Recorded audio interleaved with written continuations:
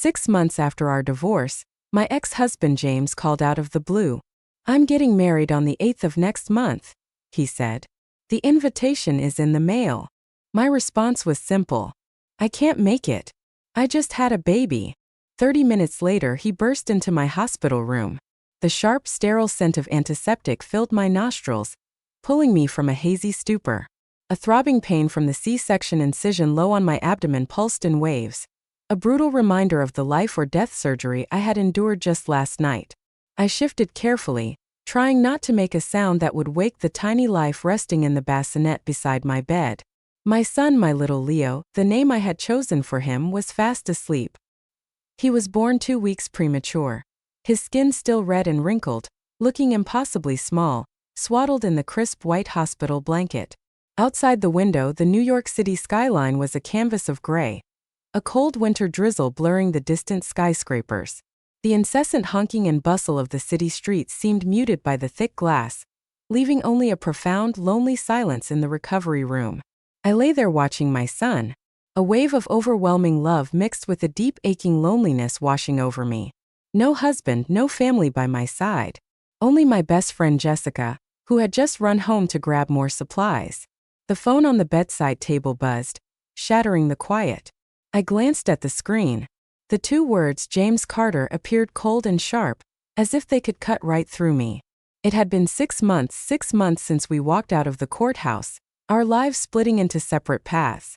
I hesitated, tempted to ignore it, but my thumb unconsciously swiped the green icon. A force of habit, perhaps. "Hello," I said, my voice thin from dehydration and exhaustion. The familiar, deep baritone echoed from the other end. That confident voice, the one that had captivated me in college, now carried a polite, almost chilling distance. "Claire, how are you?" James asked, but I knew it was just a perfunctory opening for his real purpose. He never called his ex-wife just to check in, especially not when he was busy running a billion-dollar real estate empire. "I'm still breathing," I replied curtly, my eyes fixed on my son's gently rising and falling chest. "What do you need?" A soft chuckle on the other end, the self-assured laugh of a man who always held the winning hand. "Still as sharp-tongued as ever, I see. I'm calling to tell you something. I figured since we were once married, you shouldn't have to hear it from someone else."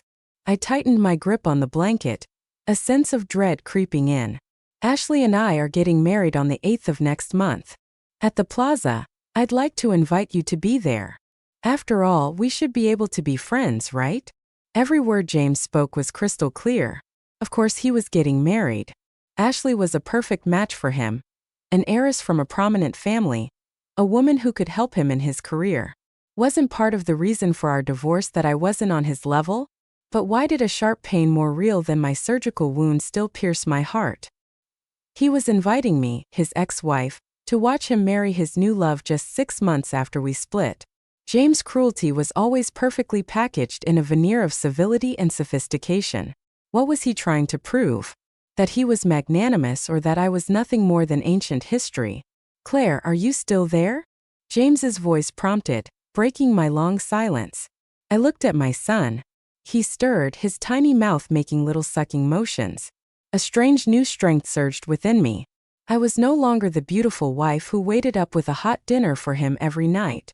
I was a mother now, and this mother would not allow anyone, not even the father of her child, to hurt her again. My voice when I finally spoke was steady and cold, all trembling gone. "Thank you for the invitation, but I'm afraid I won't be able to make it. You're busy. If it's work at the gallery, you can put it off for one evening. I'll send a car." "It's not the gallery," I interrupted. Each word felt light, yet carried the weight of 1,000 pounds. "I'm in postpartum recovery." The other end of the line went dead silent. The world seemed to stop. I could hear the faint clinking of a glass, then nothing. A muffled whisper from someone beside him, and then the sound of his own breath catching. "What did you say?" James's voice was strained, all the previous smoothness gone. I said, "I'm in recovery. I had a C-section last night. It's a boy. I'm sure you won't mind if I'm absent on your big day, will you?" I didn't wait for his answer. I didn't want to hear any excuses or questions. My finger decisively pressed the end call button. The screen went black. I dropped the phone onto the mattress, feeling as if a massive weight had been lifted from my chest. Leo began to fuss. I leaned over, gritting my teeth against the pain from my incision, and gently patted his back. Shoo, it's okay, little one. Mommy's here. We don't need anyone else. We don't need anyone. Tears streamed down my face, hot and silent. I had won that conversation, but why did I feel so empty? I knew my words were not just a refusal. They were a lit fuse. Knowing James, he would never let this go. This fragile peace was about to end. 30 minutes. That's how long it took from the moment I hung up until the door to my room was thrown open with violent force. I was fumbling to prepare a bottle for Leo and jumped at the sound. The heavy wooden door slammed against the wall, startling my sleeping baby, who immediately began to wail. I rushed to comfort him, turning to scold whoever had barged in, ready to lecture them about noise in a hospital. But the words died in my throat when I saw it was James. But this wasn't the James Carter I knew. The impeccably dressed CEO with his slicked back hair, tailored suits, and the scent of expensive cologne. The man standing before me was a wreck. He was wearing an ivory-colored tuxedo, probably from a fitting for the wedding. But the jacket was rumpled, the shirt untucked. The boutonniere on his lapel was wilted and crushed. His hair was a mess, matted with sweat, and his face was flushed. He was breathing heavily, his chest heaving as if he had just run a marathon. Sweat beaded on his forehead, rolling down his temples. James stood frozen in the doorway, his eyes wide, staring first at me, then at the screaming red-faced infant in my arms. His gaze was a chaotic mix of shock, disbelief, and a flicker of raw fear I had never seen in him before. "Claire," he choked out, his voice a hoarse whisper. I fought to control my racing heart, forcing my expression to remain cold. I patted my son, my eyes focused on the blanket wrapped around him, not on James. "What are you doing here? This is a recovery ward. No visitors without permission." He ignored my dismissal. He strode into the room, his long legs closing the distance between us in an instant. The smell of sweat, cologne, and pure panic filled the air. "Is it true?" he demanded, his voice trembling as he pointed a shaky finger at the baby. "Whose child is this?" I lifted my head and looked directly into his dark eyes, the same eyes that had once made me swoon. Now they reflected a pale, weary woman in an oversized hospital gown. "He's my son," I stated clearly. "Who's the father?" James roared, the sound suppressed in his throat, but still powerful enough to shatter my composure. He moved closer, his large hands gripping the bed rail so tightly his knuckles turned white. A bitter, twisted smile formed on my lips. "That's a funny question, James. We've been divorced for 6 months. I have my own life. You have yours. What does it matter to you who my child's father is? Don't play games with me." He lost control, leaning down until his face was inches from mine. 6 months. You gave birth 6 months after the divorce. Subtract 9 months of pregnancy. You were pregnant before we even went to court, weren't you? The sharp mind of a businessman had done the math in seconds. I knew I couldn't hide it anymore. I didn't want to. "Yes," I admitted, my gaze defiant. "So what? Why?" he hissed, his eyes shot with red veins. "Why didn't you tell me? How could you hide something like this from me?" "Tell you for what?" I shot back, my voice laced with bitterness. "So you could pity me, or so you could bestow some leftover sense of responsibility on me, while you were busy preparing to marry your heiress. Think back to that day, James. The day we signed the papers. What did you say? You said you needed a wife who could advance your career, not some dreamy artist who just paints all day. You needed freedom. You needed to climb the ladder. I gave you your freedom. What more could you possibly want?" James froze, stunned into silence.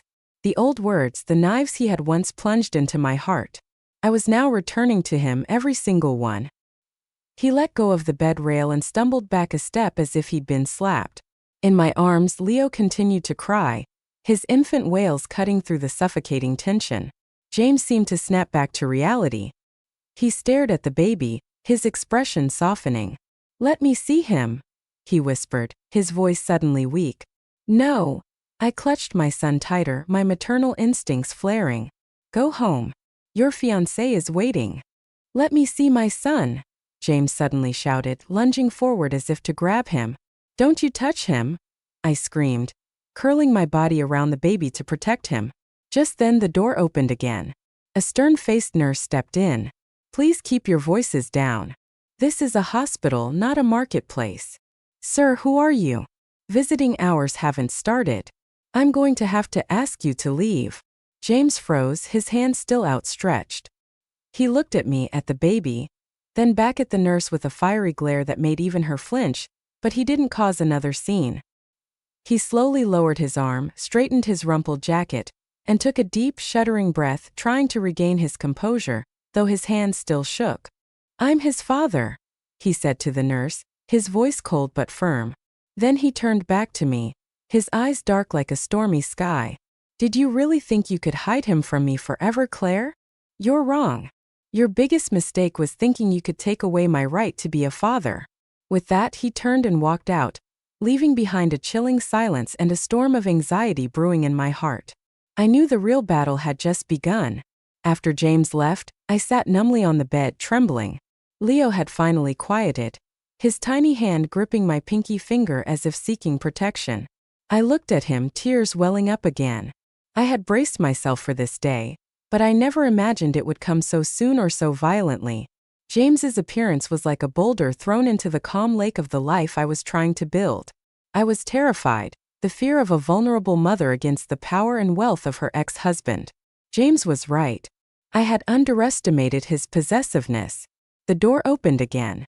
This time it was Jessica, my best friend, her arms laden with bags. She stopped short when she saw my red-rimmed eyes. What's wrong? Is the incision hurting? Is the baby okay? She dropped everything on the sofa and rushed over to feel my forehead. James was here, I whispered. Jessica's eyes went wide. What? He knows already? How? You just said he called about his wedding. It was my fault. I told him I was in recovery. Jessica slapped her forehead. Oh my God, Claire. You just poked the hornet's nest. What did he do? I quickly recounted the brief explosive encounter. As she listened, Jessica's face grew pale. She began pacing the room, her anxiety palpable. Knowing James, he won't let this go. He's ambitious and secretly a total patriarch. Now that he knows he has a son to carry on his name, he'll do whatever it takes to get him. What's your plan? I don't know. I shook my head, feeling helpless. I can raise him on my own. I have savings. The gallery is doing well. I don't need his money. It's not about the money, Jessica snapped. It's about his ego and that whole powerful family of his. Do you really think his mother will let her first grandson, the heir, be raised outside the fold? Jessica's words were like needles pricking my conscience. My former mother-in-law, Margaret, was a formidable woman who valued lineage above all else. She had never liked me, an artist from a modest background. Now, knowing I had given birth to the family heir, she would see him as property of the Carter dynasty, not as my son. Suddenly, the door burst open again. It wasn't one person but a group.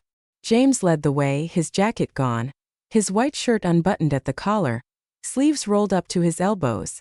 Behind him were a distinguished-looking doctor in a white coat and two nurses pushing a cart of medical equipment. What is this? I cried, clutching Leo protectively. James didn't look at me. He turned to the older doctor. Professor, I'd like you to perform a comprehensive checkup. He was born 2 weeks premature. I'm worried about his lungs. And while you're at it, take a sample for a DNA test. James, you wouldn't dare, I screamed, trying to get up, but the pain from my incision pinned me to the bed. James strode over and pressed me back down by my shoulder. His hand was firm, but he was careful not to hurt me. Stay still, he said, his voice low, the earlier anger replaced by an undeniable command. I'm doing what's best for our son. You have no right to stop me. He's my son. He doesn't need a test. He's yours too. Look at him, Claire. James growled softly, his eyes boring into mine. Look at that forehead, that curl of his lip. How long are you going to deny the truth? I looked down at Leo.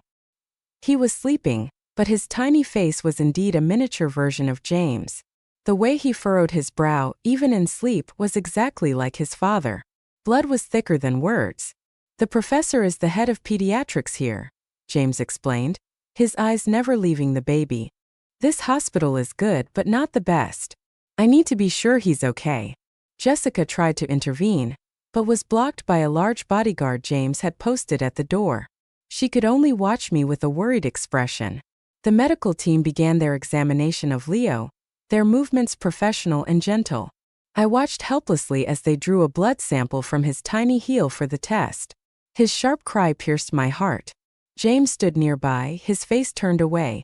His hands clenched into tight fists, veins popping on his arms. He was hurting too. I could see it. When the doctors had finished and left, James remained. He pulled a chair up next to the bassinet and sat silently, watching the baby, who was slowly drifting back to sleep. The tension in the room eased, replaced by a quiet, lingering sadness. "Why?" James asked without looking at me, his gaze still fixed on his son. It was the same question, but this time it wasn't filled with anger, only heavy reproach. "For the past 6 months, I've been living like a machine. And you? You were carrying my child, enduring morning sickness, your body changing, and then going through labor all by yourself. What do you think I am, Claire? Even a stranger would have shown more compassion. You chose your career," I replied wearily. "You chose long business trips, client dinners, and you chose Ashley, the woman who could bring you lucrative contracts. I just chose to protect my son from your calculations." James turned to look at me, his expression a complex mix of guilt and the stubborn pride of a man who could never admit he was wrong. "I never said I didn't want a child. If I had known you were pregnant, I would have never agreed to the divorce. And that's exactly why I didn't tell you," I said with a sad smile. "I didn't want a marriage held together by obligation. I wanted to be loved, James. But you stopped loving me a long time ago." He was silent. He didn't deny it. Perhaps he finally recognized the stark truth. Our marriage had been dying long before the divorce papers were signed. This child had arrived too late to save our love, but just in time to become a new set of chains. His phone rang again.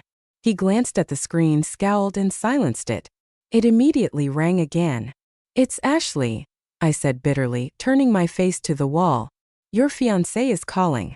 You should go. Don't keep her waiting." James looked at the phone, then at me and our son. He stood up but didn't answer. He turned the phone off completely and tossed it onto the sofa. "The wedding's off," he stated flatly. I snapped my head back around. "What did you say?" I said. "The wedding with Ashley is cancelled. The moment I walked out of the hotel to come here, I told my assistant to call everything off." I stared at him, unable to believe it. He was canceling his wedding to the daughter of a major business partner, all because of a newborn child. "You're insane," I breathed. "Maybe," he smirked, a sad, humorless smile. He hesitantly reached out and gently touched Leo's tiny fingers peeking out from the blanket. "But I can't marry someone else when my son is lying here." That clumsy, trembling touch from one of the most powerful men in New York real estate made my heart flutter for a second, but my rational mind immediately slapped it down. "Don't fall for it. This isn't love, it's possession." James didn't leave. He sent his bodyguards away and parked himself on the small, uncomfortable sofa in my room. Seeing the situation, Jessica excused herself to go home and make me some soup, giving me a meaningful look that said, "Be careful." The room fell silent again, but it was a suffocating silence. I lay in bed trying to sleep, but the image of the man slumped on the sofa, head in his hands, haunted me. The scent of his cologne had faded, replaced by the faint smell of tobacco. He had started smoking again. I had made him promise to quit when we were together. He had kept that promise then, but the pressure of being a CEO had changed him so much. Memories flooded back. We had met at Pratt Institute. He was an NYU business student visiting for a campus event. We were both caught in a sudden downpour seeking shelter under an awning. I was struggling with a large, awkward easel. He had rushed over to help. Our love story began like a dream filled with simple afternoons riding his beat-up scooter through Central Park, sharing cheap ice cream cones, and dreaming of a future together. We married when he was just starting his business. During those difficult years, I was the only one by his side, sharing instant noodles and counting every dollar. I gave up a scholarship to study in Paris to stay and support him. Then he became successful. The company grew. Money poured in. We moved from a cramped apartment to a luxury condo, then to a suburban mansion. But the distance between us grew with our bank account balance. The dinners I cooked grew cold waiting for him. The texts saying he was busy in a meeting or sleeping at the office became more frequent. I became a decorative object in our lavish house. The breaking point was our 3rd anniversary. I had bought tickets to a concert at Carnegie Hall, a performance we had dreamed of seeing together as students. I dressed up in the red silk dress he loved and waited for him in the lobby. 1 hour, 2, then 3 passed. The concert ended. The crowds dispersed, leaving me alone under the bright lights of 57th Street. I called him dozens of times, but he never picked up. He came home late, reeking of alcohol. He said he forgot that he was busy with a merger. He tossed an expensive designer handbag at me as an apology and passed out. I looked at the bag, then at my snoring husband, and I knew the man I loved was gone, replaced by James Carter, a ruthless, unfeeling money-making machine. The next day, when I brought him lunch in a last-ditch effort to reconnect, I smelled a strange perfume on the jacket slung over his office chair. Chanel No. 5, not my scent. Then I saw Ashley, his strategic partner, walk out of his office with a knowing smile. That was the last straw. I filed for divorce. What are you thinking about? James's voice pulled me back to the present. He had looked up and was watching me intently, his gaze heavy with thought. The night I waited for you at Carnegie Hall, I said without thinking. James flinched. A flicker of discomfort crossed his face. I'm sorry, he said, his voice low. That meeting, I really couldn't miss it. It doesn't matter anymore, I said with a hollow laugh, a sharp pain shooting through my incision as I moved. The past is the past. You got what you wanted. Career, reputation. I just don't want my son to grow up to be like you. Selfish and cold. James shot to his feet. You can call me a terrible husband, Claire, but don't you dare judge me as a father when I haven't even had the chance to be one, he snarled. I will make it up to him. He will have the best of everything. The best schools, the best future. The best for you is just money, isn't it? I looked him straight in the eye. But a child needs love. He needs a father to be present, not just a black card with no limit. What do you want, James? For me to think you'll give up everything to come home and change diapers? Be realistic. Money can't buy happiness, but without it, you can't protect anyone. Do you think your little art gallery can provide for him the way I can? I may not be as rich as you, but I can give him peace. Peace? He scoffed. Do you think you can escape the gossip of being a single mother? Do you think the tabloids will leave the ex-wife of James Carter alone to raise his son in some tiny apartment? You are so naive. Our argument was cut short by a knock on the door. An assistant in a dark suit entered, bowed to James, and placed a folder on the table. Sir, everything has been taken care of regarding the wedding cancellation. Miss Ashley's family is causing quite a stir. Her father wants to meet with you immediately. James waved a dismissive hand. Tell them I'll meet them later. I'm busy now. Get out.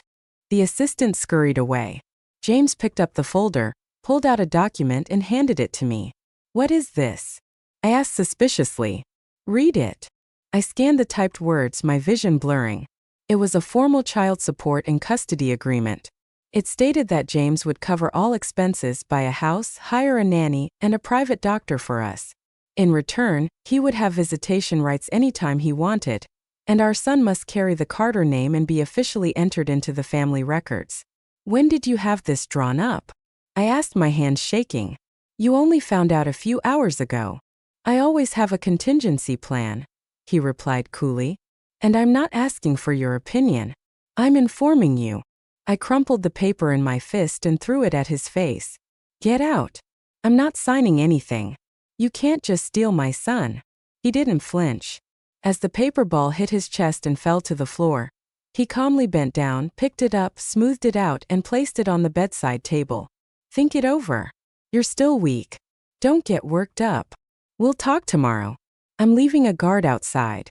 Don't even think about running away with him. He turned and left, leaving me with a rising sense of panic and the terrifying realization that the bars of a golden cage were closing in around me. I lay frozen in bed, the cold click of the closing door echoing in my mind. The large room suddenly felt claustrophobic. I turned to look at my son, Leo, sleeping soundly, his little lips twitching as if dreaming of nursing.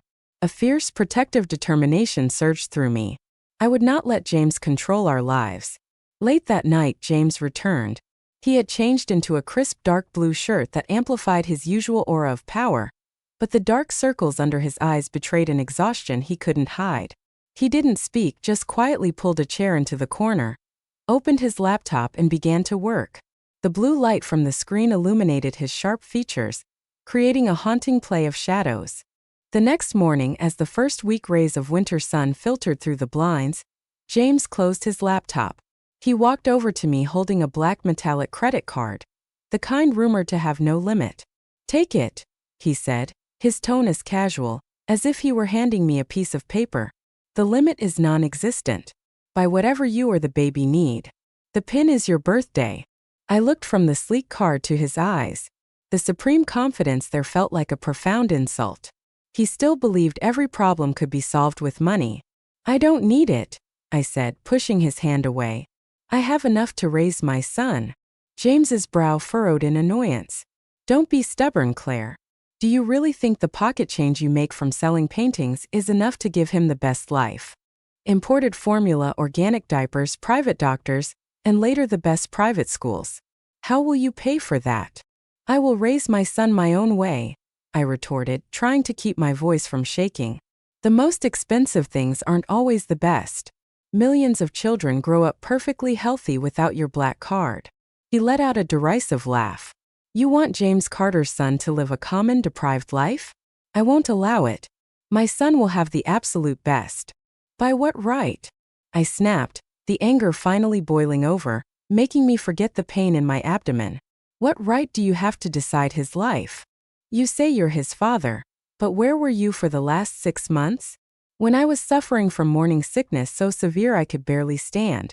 Where were you when I had to take a taxi to my appointments alone in the pouring rain? Where were you? And when I had to sign the surgical consent forms myself, terrified and in agonizing pain? Where were you, James?" I was gasping for air, tears streaming uncontrollably. The pent-up resentment of months came pouring out. "Don't talk to me about rights. You forfeited that right the moment you chose your meetings, your business trips, and your mistress over your family." James stood motionless, the hand holding the card hanging limply at his side. My accusations were like daggers, and he couldn't deflect them because they were all true. He looked at me, his gaze flickering with pain, regret, and helplessness. For the first time I saw this proud man bow his head. "I know I was wrong," he said, his voice low and raspy. "I can't turn back time, but I want to make things right for now and for the future. Please give me a chance. Not for me, for him." He placed the card on the bedside table. "This money is his. Use it or don't, but don't refuse it just because you hate me. Think about our son." With that, he walked out onto the small balcony and lit a cigarette, his lonely silhouette framed against the gray sky. My heart was heavy. I knew he was partly right. I could hate him, but I had no right to deprive my son of the advantages he deserved. Yet, accepting his help meant letting him back into our lives, accepting the very control I had fought so hard to escape. 2 days later, the hospital room was descended upon by an army. I was half asleep when I heard a commotion in the hallway. I opened my eyes to the surreal sight of a team of people carrying boxes and equipment into my room.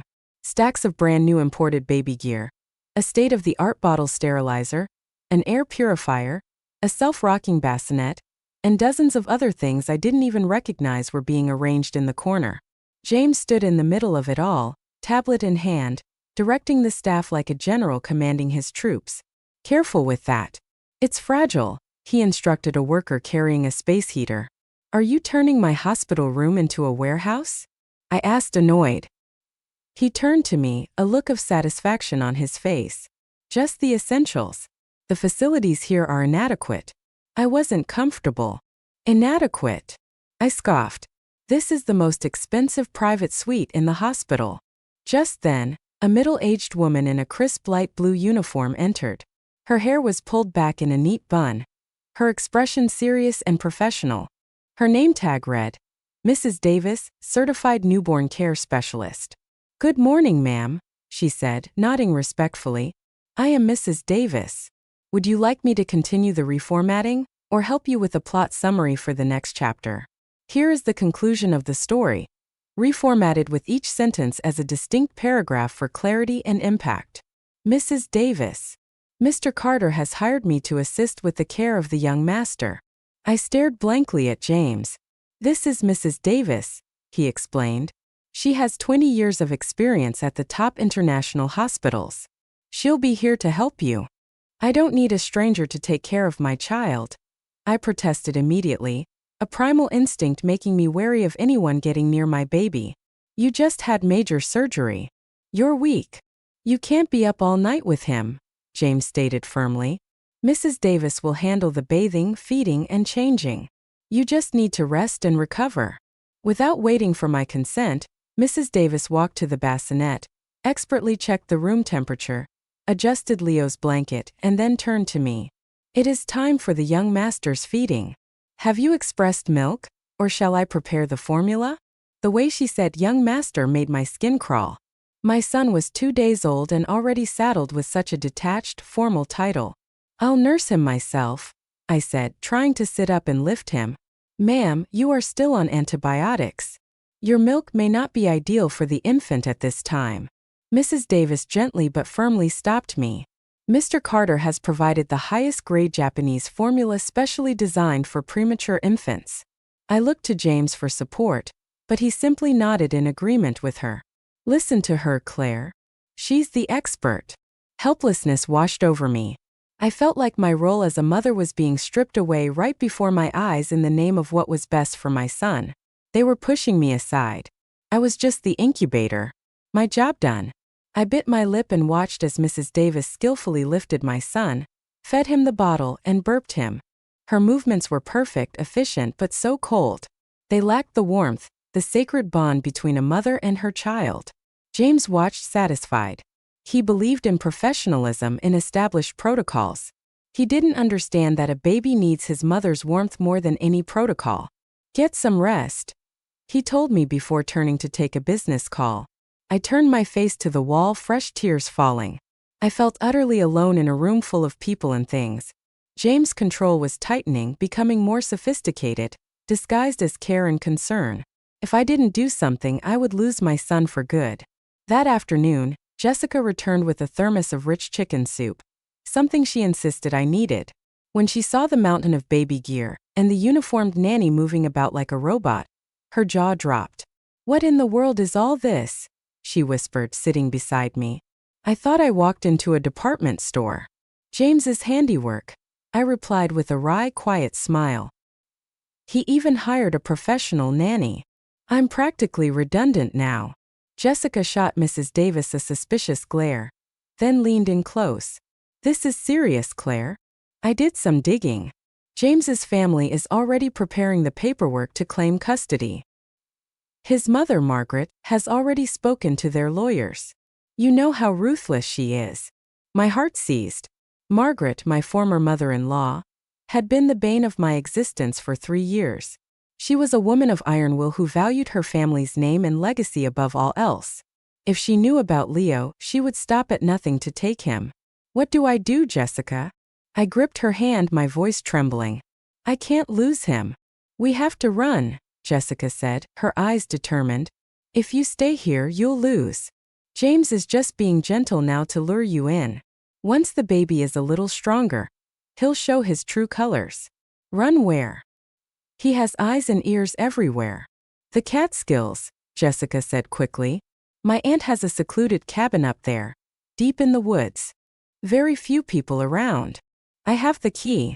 You can hide there for a while. Once Leo is stronger, I'll figure out how to get you papers to go abroad somewhere far away." "But his health, he's premature," I worried, looking at my sleeping son. "Don't worry, I already asked a doctor friend. As long as you keep him warm and travel carefully, he'll be fine." The important thing is we have to go now before the DNA results are official and before Margaret gets involved. I hesitated. The plan was incredibly risky, but looking at James on the balcony, barking orders into his phone and at the cold nanny, the fear of losing my son eclipsed everything else. I would rather struggle with him in hiding than let him grow up in this gilded cage, becoming a heartless copy of his father. When do we go? I asked, my voice firm with resolve. The morning after tomorrow, Jessica calculated. I overheard James on the phone. He has a critical shareholder meeting he can't miss. He'll leave the hospital early. I'll pull the car up to the service entrance in the back to get you. What about Mrs. Davis? I'll take care of her, Jessica winked. Maybe her morning coffee will have a little surprise in it. Or I'll invent an emergency to get her out of the room. You just be ready. We whispered a few more details, trying to act as normal as possible. When James came back inside, he saw us huddled together and asked suspiciously, "What are you two plotting?" "Plotting your downfall," Jessica retorted sassily, standing up. "Well, I'll leave you two lovebirds to it." After she left, my heart pounded in my chest. The escape plan was set. It was the biggest gamble of my life. If I succeeded, I would have my freedom. If I failed, I couldn't bear to think of the consequences. The next 2 days passed in a state of excruciating tension, masked by a facade of calm. James spent most of his time at the hospital working on his laptop. He was starting to learn how to be a father. Though Mrs. Davis handled everything, James tried to participate. He awkwardly learned to hold Leo, his large hands, so used to signing billion-dollar deals, trembling as they supported his son's fragile head. Once I saw him secretly slip his finger into Leo's palm. My son, in his sleep, instinctively gripped it tightly. A rare, gentle smile graced James's lips. In that moment, he looked so much like the young student who had promised me a lifetime of happiness. "He's got a strong grip," James whispered to me, his eyes shining. "He's going to be a tough kid like his dad." "Just like you," I blurted out, then regretted it. James looked at me, his expression softening. "Claire, I know you're still angry, but I really want us to try for Leo's sake." "You think it's that simple?" I turned away, avoiding his gaze. "I'll wait," he said with conviction. "I'll prove to you that I've changed." His words made my resolve waver.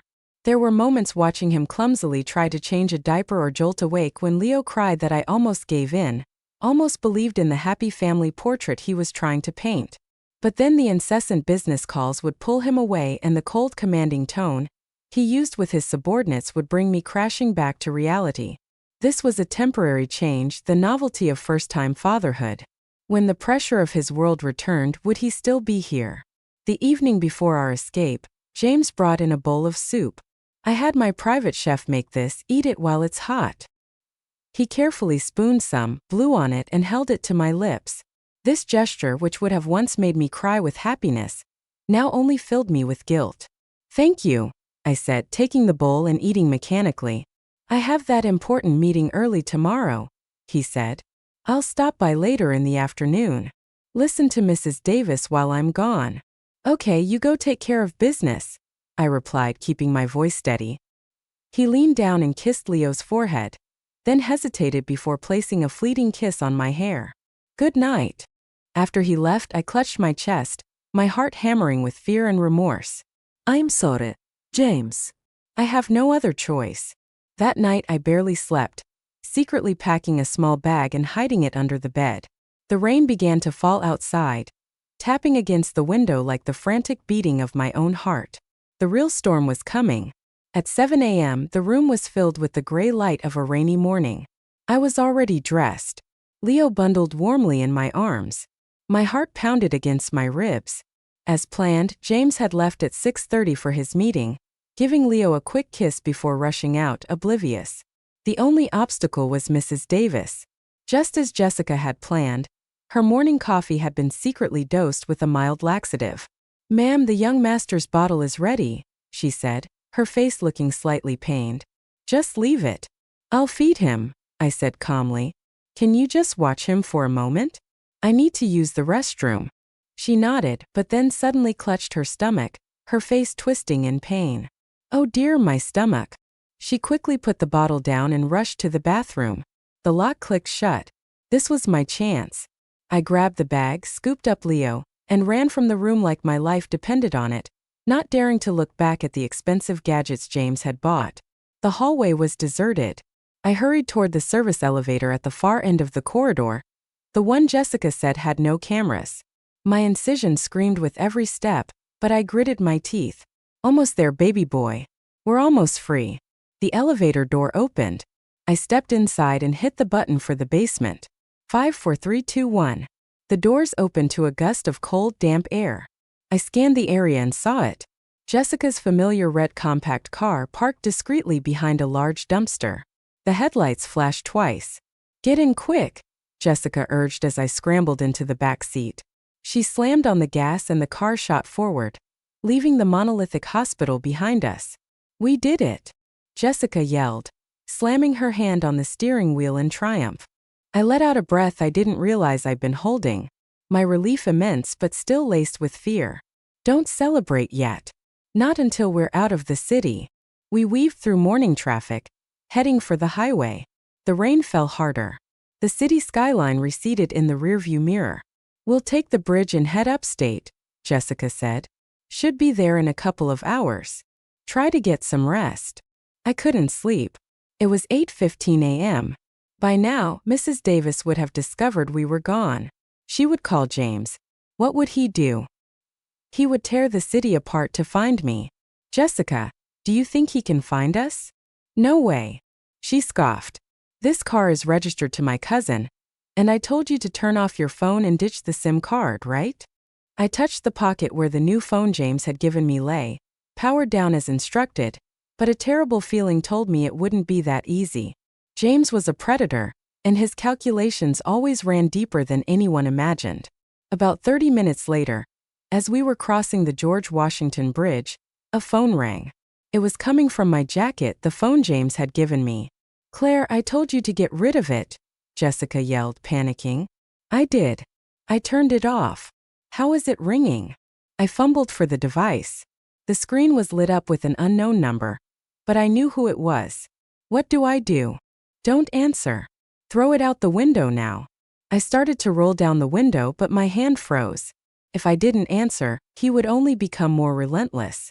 I took a deep breath and swiped to answer. Silence. Then his voice, calm and terrifying. "Are you enjoying your little drive? How did you know?" I stammered. A low chuckle. "Did you think that phone was just for making calls, Claire? It has an independent GPS chip. It was automatically activated the second you left the safe zone of the hospital. I've known where you are since you stepped out the door." I was paralyzed. It was all just a game to him. "What do you want?" I whispered, my voice trembling with despair. "I want you to turn the car around now." "Never," I screamed. "I will never go back to your prison." "Look out the window to your right," he said, his tone still even. I turned my head. A large black SUV was driving parallel to us. The window rolled down, and a man in dark sunglasses waved, then pointed menacingly at our small car. "Those are my men," James said. "They've been following you since you got on the bridge. Now listen to me, Claire. You have 30 minutes to turn this car around. If you don't, I won't just bring you back. I will make your best friend regret the day she was born." "What are you going to do to Jessica?" I cried. Her little interior design firm. "It's handling the new Blue Moon Resort project for my company, isn't it? The biggest contract she ever landed. All it takes is one phone call from me, and that contract is terminated. Her company will be blacklisted by the entire real estate association. She'll be bankrupt. Is that what you want?" His threat was a lightning bolt. I knew he would do it. "Don't, James. Please. This is between us. The choice is yours. Come back or watch your friend lose everything. 30 minutes starting now." The line went dead. The world crashed down around me. Jessica had heard everything on speakerphone, her hands gripping the wheel so hard her knuckles were white. "Don't listen to him," she seethed. "He's bluffing. I don't care about the stupid contract." I looked at my friend, ready to sacrifice everything for me. I couldn't let her. "No, Jessica," I said, tears streaming down my face. "I can't do that to you. Turn the car around, please." Jessica hit the steering wheel, a cry of pure frustration escaping her lips. That bastard! She pulled over, her shoulders shaking as she sobbed. Thank you, Jessica, I whispered, touching her shoulder. This is my fight. She wiped her tears and made a U-turn. Our little red car headed back towards the city, back towards the cage. Back at the hospital service entrance, James's black Maybach was waiting. He stood outside smoking, his face a cold, emotionless mask. You're just in time, he said, glancing at his watch. Jessica lunged at him, but his bodyguards held her back. You monster! You call yourself a man? James ignored her, taking one last drag from his cigarette. He turned to me. Give me the baby. I recoiled. No, it's cold and raining, Claire. Do you want him to get sick? Get in the car. I had no choice. I handed my son to him. He took him carefully, shielding him from the rain. Get in, he commanded, pushing me gently into the back seat and slamming the door. Through the window I saw Jessica crying in the rain. A heartbreaking image seared into my memory. The car was a silent, luxurious prison. We drove to a penthouse apartment overlooking Central Park, a stunning sterile space of glass and gray marble. This is our new home, James announced. You mean my new prison, I said wearily. Call it what you want. You and Leo will stay here under my watch until I'm sure you won't try to run again. And when will that be? In a lifetime. He didn't answer. He walked to the bar and poured a drink. You'll have everything you want here, Claire. Maids, doctors, credit cards, everything except the freedom to walk out that door without my permission. So, I'm just a doll in your collection. You are the mother of my son, he corrected. And I want my son to have a family. This isn't a family. There's no love here, only control. Love. He turned, his eyes dark. We had love once, Claire. You're the one who threw it away when you filed for divorce. What love are you demanding now? I had no answer. He was right. I had been the one to leave. I retreated to my room. It was opulent but cold. I went into the bathroom to splash water on my face. When I looked up, my breath caught. Hanging on the wall, professionally framed behind glass, was a small oil painting of a field of sunflowers. Their faces turned towards a brilliant sun. It was my first painting from my time at Pratt. A clumsy amateur piece I had wanted to throw away, but James had insisted on keeping it. I like it, he had said back then, his smile so gentle. It's like you, always reaching for the sun. No matter what happens, promise me you'll always be bright and strong like this. I thought he would have thrown it away with the rest of our broken marriage. But he had kept it. He had protected it like a treasure. My hand trembled as I touched the cold glass. Why? Why keep this cheap memento while destroying everything else? That night, James and I ate dinner in suffocating silence. He had tried to be kind, serving me soup he'd warmed up himself. Stop acting, I'd said. We're not newlyweds. His face fell. I'm not acting. I was so scared today, Claire. When I saw the empty room, my heart stopped. For the first time in my life, I was truly afraid. His vulnerability confused me, but I couldn't trust it. The next day, out of boredom, I explored his home office. Behind a bookshelf, I found a hidden safe. On a whim, I typed in the date we first met under the awning in the rain. Click. It opened. Inside, there was no cash or gold, just a small velvet box and a folder. I opened the box.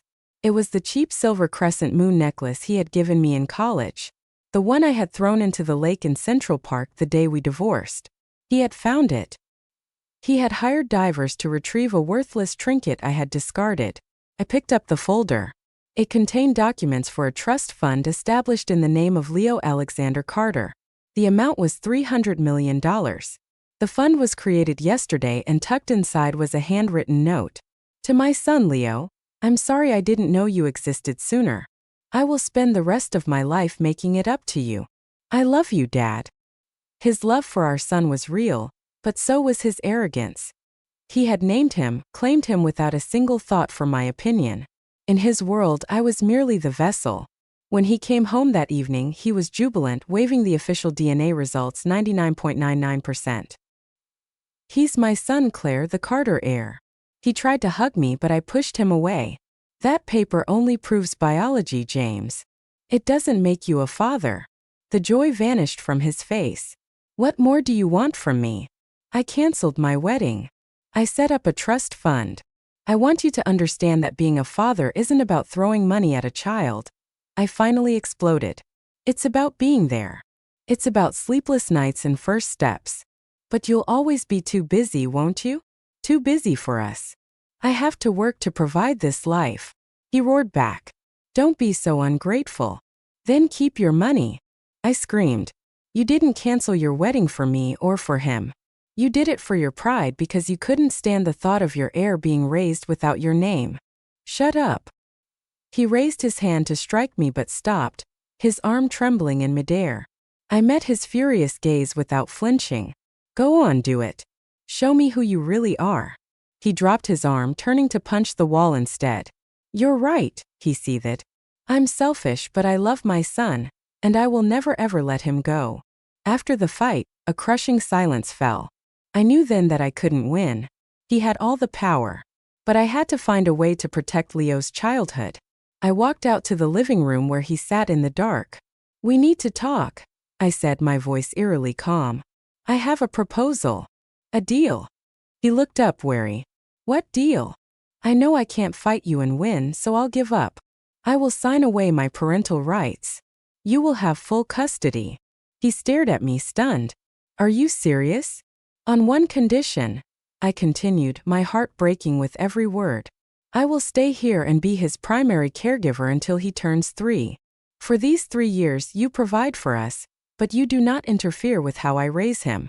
You can be his father, play with him, love him, but you cannot separate him from me. Why 3 years? He asked, his voice rough. Because those are the most critical years for a child's emotional development. He needs his mother. After his 3rd birthday, I will leave. I will disappear from your lives forever. He will be old enough for preschool, and you can give him everything else. You will not look for me. James was silent for a long, long time, studying my face as if trying to see into my soul. He couldn't comprehend a mother making such a sacrifice. You would leave your son, he whispered. I am not leaving him, I corrected, tears finally falling. I am doing this for him. It is better to suffer one great pain than to drag him through a lifetime of war between us. I can't trust your love anymore, James, and I don't have the strength to fight your family. He bowed his head, clasping his hands together. Finally, he looked up, his eyes filled with a pain that mirrored my own. Fine, he said, his voice. I accept your deal. We have 3 years. The pact was made. I had just signed the death warrant for my own heart. 1,095 days. That's all I had left with my son. I walked back to my room, each step a crushing weight. Leo was awake in his crib. He saw me and broke into a sweet, innocent smile. Oh, my baby, I sobbed, lifting him and holding him tight, burying my face in his soft blanket. Mommy is so sorry. I'm so sorry. Outside in the dark living room, James sat alone. He had won. He had his son. He had my compliance. He had achieved his objective like the masterful businessman he was. So why did he feel so hollow? He looked toward my closed bedroom door where a thin sliver of light escaped from underneath. It was the only light in the vast cold penthouse. He had won the battle but lost the war. He had my presence, but he had lost my heart forever. The light in this penthouse would only stay on for 3 years, illuminating a broken family, a charade of happiness for the sake of a child. James lit a cigarette, leaned his head back and closed his eyes. A single hot tear escaped and traced a path down his cheek. He had gotten everything he wanted and in doing so had lost the only thing that ever truly mattered.